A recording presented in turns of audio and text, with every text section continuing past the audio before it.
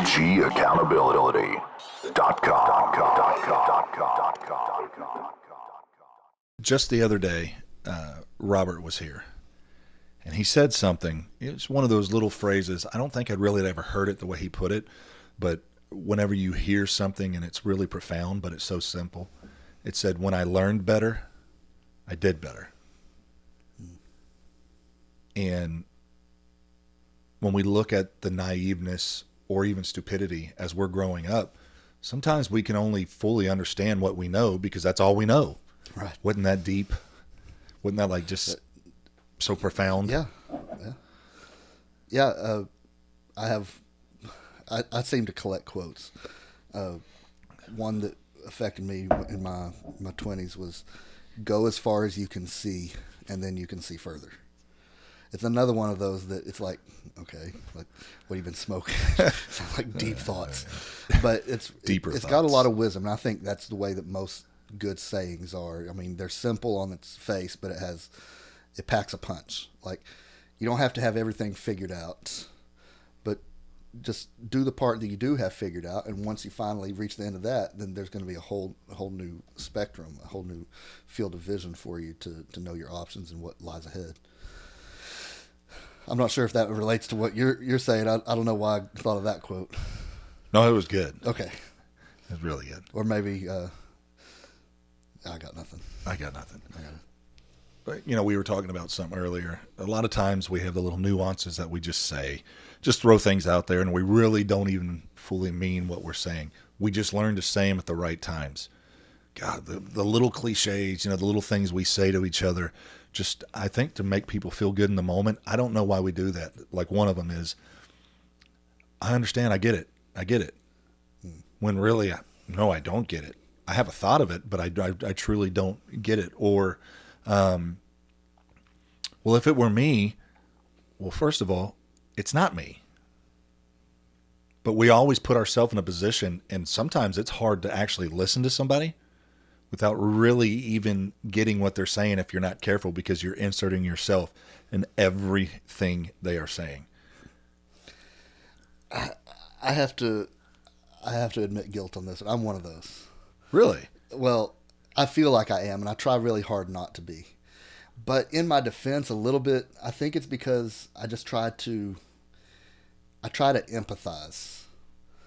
Because if I can't feel it for myself, I try to put myself in that situation, and obviously we can never walk in another person's shoes, but I try. Maybe this is just a cop out or giving myself too much slack, but I try to see it from the other person's worldview and see, like, imagine how I would react. And otherwise, it is what it is. I'm a pretty selfish person. I'm like, I have my program, I have my agenda, I have everything, I have all my problems that, I just have my world. We all have our world, right? And so if I don't stop and try to put myself in their seat, then I will probably, the other extreme is just not care enough at all. So I don't know. I don't want to be one of those people that you're talking about, but it reminds me, I don't think you're into The Office, but it reminds me of a scene where all the office workers are like ticked off because the people are taking all their parking spots, and they go to Michael, the manager, and he doesn't care. And they're like, "Well, Michael, imagine if you lost your parking spot and you had to walk a mile to work." And he's like doing this concentration. "Oh yeah, that would be the worst. Yeah, I'll get on this." So I kind of relate to that. Like, if I can personalize it and see what the other person is going through, okay, yeah, I hear you. Yeah. Dang, dude. Did you just open up on my couch like I'm the therapist? You're like, "I'm selfish." Well, oh shoot, there's more where that came from. Really? If we're So going into taxi cab confessionals. I'm gonna act like I know what that is. I need to. As soon as I said that, I'm like, was that a good show or not? It was like way back in the day. You never heard of that? It's like they would drive around. Actually, I think that might be. I think I'm getting two shows mixed up. It sounds Taxi vaguely. Cab Confessionals may be the bad one. I never watched it. I just saw legit. I never watched it. I just know the concept. Like, I just know the beginning, taxi middle, and cabs end. would get people to confess. I think it was on HBO. So there you go. Oh, okay, yeah. But We the other one I never was had thinking about was HBO. Cash Cab. We got HBO. That one's the later okay on. one. Cash Cab. Yeah. Yeah. Did you see that one? Yes, I have seen that one. Sorry. No, I think it's good when we can open up and talk about things that, number one, that are normal, everyday, healthy. I think I said earlier, the older we get, we don't realize we're the same. We realize we have the same problems. Like, everybody's dealing with things. Everybody strives at times in life, and then sometimes you get in a lull. And if we aren't in a position to be around people and help people and say, hey, look, I'm kind of struggling right now. I'm trying to figure some things out. So if I seem a little off for a while, just hey, bear with me. Don't take any personal offense to it. But I'm trying to better some things in me, or I'm just trying to figure some things out and figure out how I really feel about this situation. I think that would go a long way with people, but we put on this facade, a lot of us, I'm not saying everybody, that we have to have the right answer. Right. We have to, I'm blessed and highly favored. And we already know that. That's a truth. But how are you really doing? How is, it's okay to have struggles. It's okay to get mad. It's okay to have arguments. It's okay to have arguments with your kids and your spouse. Those are normal, healthy, everyday things. What's not healthy is having arguments with your spouse and then you get to physical violence, or you do stupid things. Well, there's some work that needs to be done there, some serious work. But if we don't get to a place where we can emotionally make ourselves distant and normalize being able to say, hey, look, I just need some time right now. Mm-hmm. And people be like, hey, take all the time you need. I think that would go a long way with people. And I think there would be a lot less argumentative dialect everywhere, because a lot of times if I step away from a problem and you just give me a little bit of time, I'll realize I created maybe a little bit of that problem in my mind. I hyper escalated things in my thought process. So I think, confession and talking with one another. Now, I don't want to know everything. I don't want to know, the little details of everything, but if you got something you need to get off your chest, get it out. Well, I'll confess on here too. On this subject, that is the danger of being one of those people that has to personalize everything, because it can often come across as either one-upsmanship. I'm very sensitive to that. Like, you know what I'm talking about? The person, you tell them, hey, I went skiing in Colorado. Oh yeah, well I remember one time I went to skiing, and I'm not a skier. I don't know why I use that example. What's the best place in the world to ski? Well, people would say the Alps, like in the U.S. Oh, yeah. I remember when I got to go to the Alps, they're always having to one-up you and always turn the conversation back to them. So somebody like me that tries to empathize, it can, if it's not done right, it can come across as like making everything about me. Yeah. When really, it comes from a good place. But I think we all do that at times. Yeah. And I think for me, I know that a lot of mine, I've seen a lot of reels and stuff in pop culture the past few months about this dichotomy between men and women, where women want to be heard, they want their feelings to be validated, and men want to problem solve. So I don't know the exact science on what percentage of men, all that kind of stuff, but I'm just saying I have that tendency just in general. If somebody's going to talk to me, I want to present a problem or present a solution to the problem. And a lot of times what I think I'm hearing you say, that sounded like so new age. Like what I think I hear you say, like a lot of times people just need time to process. Yeah. They don't need your freaking wisdom, Sean, because you're probably going to get it wrong anyway. Yeah. Just be there. Be a friend. Just say, I feel you, and I've had to work on that. And, sorry, I forgot about it earlier, so I want to get it out here. We started off the show by talking about like people that say they're going to pray for you.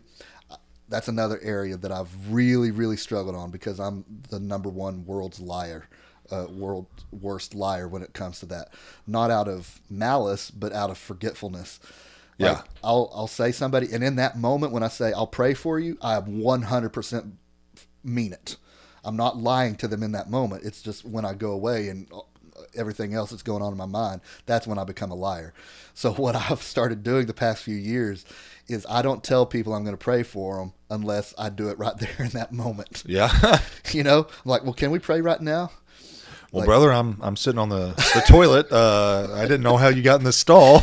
well, my hands are clean. I wash my hands. I don't have to pray for you anymore. Oh man. Like, it's not 100% thing. I mean, there are things obviously that I do remember to pray for, but almost hands down, anytime somebody asks me to pray, I will, just to make sure that I'm not a liar, I will pray for them at that moment, and I'll mean it. But anyway, so I had to get that out because you talked about it, but and I forgot to mention it earlier, but it seems like it fits this scenario too. We kind of squirreled our way across the thought processes. Man, I was hearing a talk and I had a thought. It was between a man and a woman, one of the reels, and as you know, sometimes I may go a week without seeing a reel, and then I may go one day where I see like 300 of them. Depends on, especially when I'm sitting in the waiting room at the doctor. 299 of those are ones I sent you. Yeah. Hey, another one from Sean. Better like that one. No, I love the ones you send. But it was about a man and a woman, and this woman said to this guy, "What can you do that I can't do?" And he said, "I can protect better than you. I can pick up more than you." And she said, "Well, who cares about that?" And it hit me. It's in our primordial DNA to be protectors. We're going to pick up the heavy stuff. We're going to move stuff. We're going to be, it's not saying you can't do it, but do you think the majority of guys go and work out and get good looking muscles? No, they do it for attraction. We do things. It's in our DNA to like, oh, baby, you need a bushel of berries. Well, I'm so mighty and strong I can carry 5 bushels, And then if so and so carries 6 back then, it's like, oh, he must be more than a man. That's how the Olympics got born. People proving who was better, and it's in our DNA. I wish that we could get past having to say the gender of an athlete. Like, why can't we say, hey, Venus Williams won the blah, blah, blah. Venus as a woman, and it's like, no, she's an awesome athlete. And that was one of the things I got from watching that show on Netflix, the OJ trial, is I understand people's thought process on OJ, but take your mind of what happened and get to the beginning. He always wanted to be known as a great football player. He was to the place in his life he didn't want race to be a factor. OJ, the best black running back. No, I want to be the best, period. And I thought, man, what a way to really look at things. And we put titles on things all the time. And titles do matter when it comes to certain things. Absolutely. When it comes to work and different things like that. But you can't title yourself into happiness. You can't get to a position where you're chasing that next hilltop experience. What did I read somebody post today or sent me it may have been you, where it says, hey, remember all the mountaintop views, but the basically the food and everything's grown and raised in the valley. And I'm like, oh yeah, sometimes we chase that next level of success, and it's good to have goals and chase things. But in finding who you are, and I don't think you really know who you are until you can start realizing it's not all about me. I think that's when you really start finding yourself like, oh my God, I'm sitting here thinking about the way they think about things instead of I'm right. Boy, I've been there so many times. That's a big struggle in my life. It's an ongoing struggle. It's not like I've arrived, but that's one of the overarching narratives of my life is the whole struggle for acceptance and approval and what are they thinking about me. I envy people. I really do. people like I perceive you. I don't know if you perceive yourself like this or not, but people like you or my brother-in-law, my wife's brother, like y'all have similar personalities in that. You know what? Y'all are going to do what you want to do, and if people don't like it, it literally does not faze you. It's so not like you like. It's not the negative side so much. Well, I guess it can be for some individuals, but like it's not that. Oh, you don't like me? Well, screw you. I don't like you either. It's like, okay, like it's raining in Seattle. Okay, and yeah, it's not a part of your world. It's just not. I wish I was like that. I really do, because I carry it hard. I want people to like me. I've always wanted approval. I think part of it comes from growing. Actually, I know a huge part of it comes from growing up in a small church pastor or a pastor's home. Like everything you do reflects on the church and on this family and on God, that kind of stuff. And so just constantly worried about how everything I do is being scrutinized. So was that healthy, unhealthy? I don't know. I'm not trying to throw shade at the way I was raised. I'm just factually that's where it comes from. And then now too, the line of work that I'm in, we were talking off camera how even though we're both in ministry, like we both have positions or jobs, whatever, your line of work is a little bit different than mine, because so much of mine is, I hate to say it, but people pleasing. I know to an extent the pastors do that too, but like as a missionary, so much of my time is spent, will you please give me money? I hate to be so blunt about it. That's the way it is. Like, because I have to be the advocate for the people over there that I go teach, and that don't have chicken to put with their rice. If I have too much pride to say I don't want to be a beggar, which is the way I often feel a lot of times, unfortunately. If I have that pride, then my ministry doesn't work over there. Yeah, and they have nobody advocating for them. So if I don't, then So what I'm trying to say is that mindset. Oh, you got to watch what you say. You got to be careful. You can't really be you. It's a really big struggle for me. So I wish I was free to just say and do whatever I want. Probably nobody cares anyway. I probably overthink it, but I think we all overthink certain things in certain areas. But I think the areas I probably think about it may be the polar opposite of what I was having a conversation and getting pretty deep into some things, and I made the comment to somebody this. It would not faze me one bit. I mean one bit. If we're sitting here watching a movie or hanging out watching TV and you just stand up and say, I'm going to go ahead and take off, see ya, and walk out, I would never think anything about that. But some people are like, well, that was rude. Why did they do that? And I'm like, cool, man. See you when I see you. Like that is 100% what I'm talking about. Like, I'm sorry to cut. Like, that is, we're so different in that. Right. And I can go back to a very specific thing that Kristen and I often talk about, like to illustrate this very point, just to show you that I'm like you and her brother are so similar in that. So back in my drinking days, and he'd have people over to his house and everything, and he was, we drinking too much, all that. And he'd just like go to bed. And I hadn't been around him that much. This is when I was like first like really getting to know who he was. And he would just like say, all right, well, I'm out. Or worse yet, here's what it really was. Just like turn around and like, hey, where's Curtis? And he's like, oh, he went to bed a long time ago. For somebody like me, the way that I was raised, oh my God, you've got to say hi to everybody when you walk in. You've got to say bye to everybody, and you got to do like the two. Have you ever noticed the 3 separate goodbye conversations? Like when you go hang out with somebody. Can you relate to that? I just leave. Okay. See, it further proves my point. But like we're so different in that. Like I'm who you're talking about. I would consider that like, you're just going to leave without saying anything? I wish I wasn't like that. But, that can be a good thing, but it can be a bad thing. I mean, because I've been around some circles of people to where until somebody really took the time to get to know me, they're like, Dave's kind of rude. Like, and I can see that. Like, I can internalize that there's not everybody's like me. Now, having said that, I think for me is I want people to be that comfortable with me. Like, I have been in the heats of argument, or not argument, but like deep dialect, and looked at somebody and say, hey, look, okay, I know we're kind of in deep. Do you really mean what you're saying? Because if you don't, you can tell me now, and it's not going to make me mad. But you really believe what you're saying.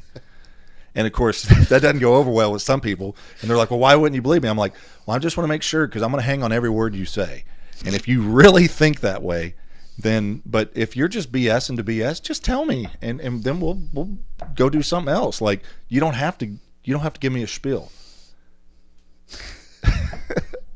People, not very many people can handle real, because I can be too real in my ways for some people, and people don't like you to burst their bubble.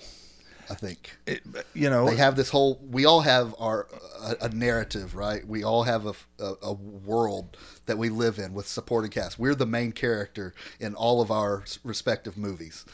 And not me. Jesus is the main character in my movie, brother. I'm Shame a supporting on you. role in your movie. You're a supporting cast in my movie. Like, that's just that's just the way it is. And then we have the NPCs that just walk around, right?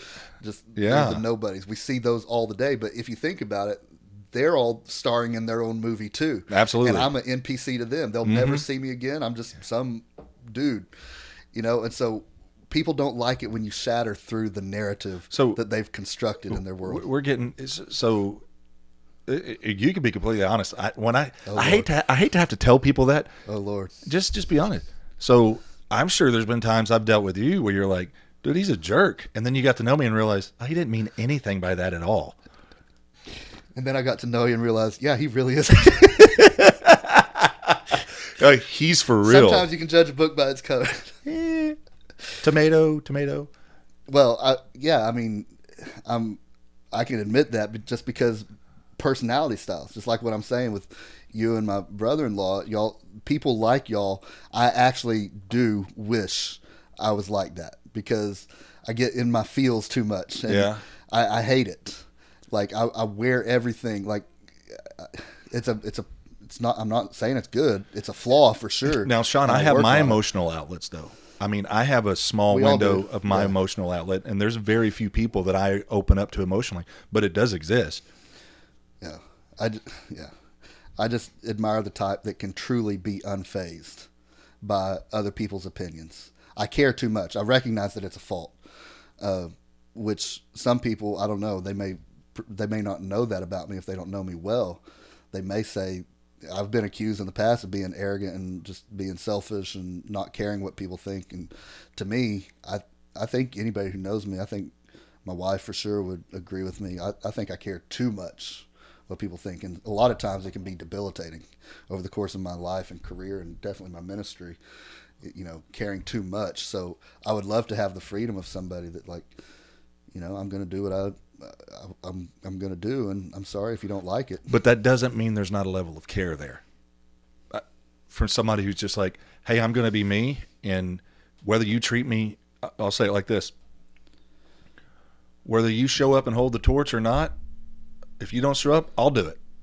Mm-hmm. So it's not like there's not a level of care. It's just, hey, look, I've always met people at their needs, and there's parts of me that I'm probably not going to change. I may develop a different approach to it, but somebody can sit there and cuss me in the face, and I'm going to have the same response to them as somebody who says, "Oh, that was great, man! You're an awesome piano player." Okay, well, thank you. Thank you. It's like it doesn't change who I am, and I think that really comes from knowing who I am. Knowing who I am through the good times, discovering who I am through the hell. And once you come back from certain areas, you come back with a level of confidence to realize there's certain scenarios and areas I won't go to because I know, so I'll stand in confidence.